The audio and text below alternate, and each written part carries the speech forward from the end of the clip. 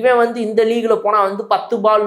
ஒரு ஓவருக்கு போடுறான், இவன் போனால் வந்துட்டு T10ன்னு ஒரு லீக் ஆடுறான், அங்கே போனால் வந்துட்டு ஒருத்தன் சொல்கிறான் இந்த மாதிரி வந்து எங்ககிட்ட இம்பேக்ட் பிளேயர்னு ஒருத்தன் இருக்காங்க, அவன் 11 பேரை தாண்டி 12ஆவதாக வருவாங்க. இப்படி நீங்கள் இவ்வளோ ரூல்ஸை இவ்வளோ இடத்துல ஊருக்கு ஊர் மாற்றி வச்சு இந்த கேமையே வந்து கொதறி வச்சா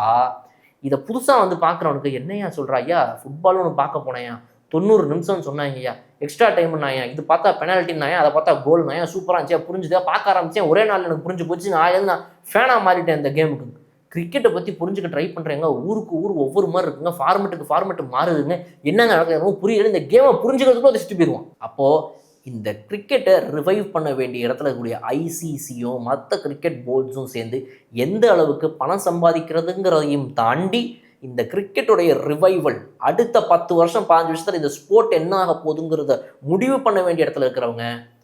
புத்திசாலித்தனமாக நடந்துப்பாங்க.